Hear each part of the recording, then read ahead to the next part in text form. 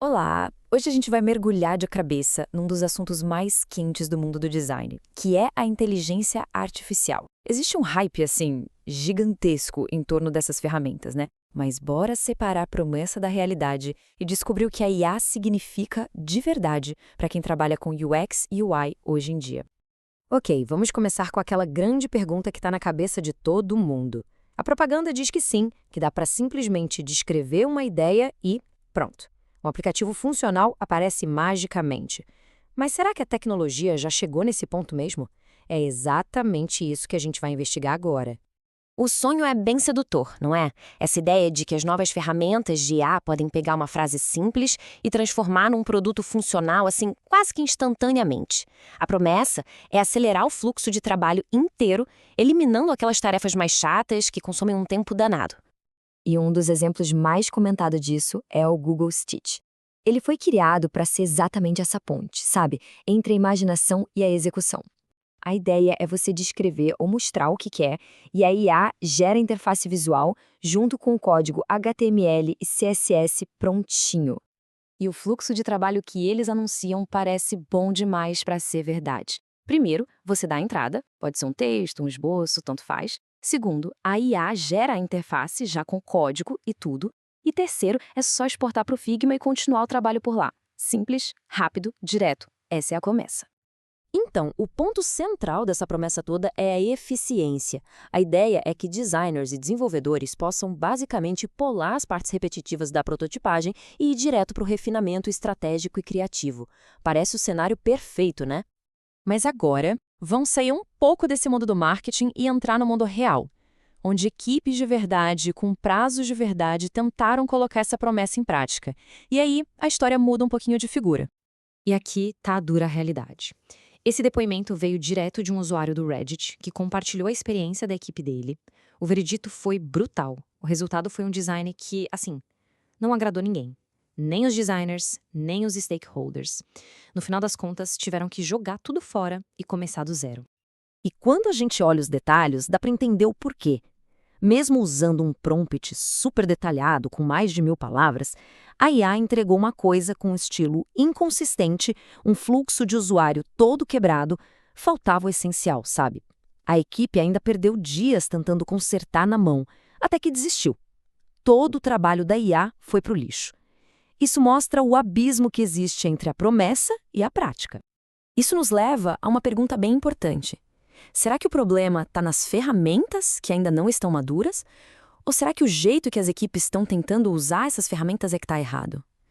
Talvez essa expectativa de um piloto automático para o design seja o verdadeiro problema. E a resposta parece estar numa mudança total de mentalidade. Em vez de esperar que a IA faça o trabalho para a gente, a experiência de outros profissionais mostra que o sucesso vem quando se trata a IA como uma colaboradora. Só que uma colaboradora que precisa de orientação constante e muito, mas muito detalhada. Esse slide aqui ilustra a diferença de um jeito brilhante. A abordagem que falhou foi essa: tratar a IA como uma caixa mágica. Já a abordagem que funciona, segundo quem tem experiência, é tratá-la como uma assistente júnior que leva tudo ao pé da letra, que precisa de documentação técnica, regras rígidas e um roteiro bem claro para seguir. E olha só o que esse fluxo de trabalho bem-sucedido envolve na prática. Não é só escrever um prompt, não. É criar documentos de requisitos de produtos super detalhados, especificações técnicas, estabelecer regras bem rígidas para a EA e quebrar o projeto em pedacinhos minúsculos. O esforço humano na preparação e na supervisão é imenso. É quase como gerenciar uma equipe de verdade. E essa citação aqui resume tudo perfeitamente. A experiência do usuário, lá na sua essência, lida com problemas humanos, com empatia, com contexto.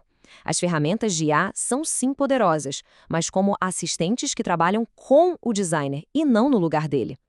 Esse diagrama clássico mostra direitinho o porquê. A IA é fantástica em gerar conteúdo. Texto, imagens, layouts, nisso ela é ótima. Só que o verdadeiro UX vive na interseção de 3 áreas: o conteúdo, o contexto do negócio e, claro, as necessidades dos usuários. E são justamente essas duas últimas áreas, contexto e usuários, que são profundamente humanas, cheias de nuances que são quase impossíveis de traduzir num prompt de texto. Então, o que tudo isso significa para o futuro da profissão? Bom, as evidências sugerem que o papel do designer não está desaparecendo, muito pelo contrário, está evoluindo. A habilidade principal talvez esteja mudando da criação pura para curadoria e para direção estratégica. E essa evolução, veja bem, não é opcional, é inevitável. Uma previsão da Gartner aponta que, até 2025, impressionantes 70% de todas as interações digitais vão ser influenciadas por IA. Isso não quer dizer que a IA vai fazer 70% do trabalho, mas sim que ela vai estar presente em quase todos os processos, como uma camada ali de otimização e influência. Então, onde a IA se encaixa na prática hoje? Vamos dar uma olhada. Para a geração de conteúdo, como textos e imagens, ela é ótima, mas precisa de supervisão humana para garantir a voz da marca. Como assistente de UI, acelera o brainstorming e a criação de wireframes, mas o refinamento final ainda depende da gente. E na análise de pesquisa, ela pode transcrever entrevistas, identificar temas, mas a interpretação das nuances e dos insights mais profundos, isso ainda depende do pesquisador. E isso nos leva a um novo conjunto de habilidades para o designer, o que é bem empolgante. O designer do futuro é um pensador de sistemas, que define as regras do jogo para a IA. É um curador com um bom gosto, que sabe escolher a melhor opção entre dezenas de alternativas. E, acima de tudo, continua sendo um especialista em empatia, focado em resolver aqueles problemas complexos e profundamente humanos que a tecnologia, sozinha, nem consegue começar a entender. E a gente termina com essa reflexão que pode definir a próxima década da nossa profissão.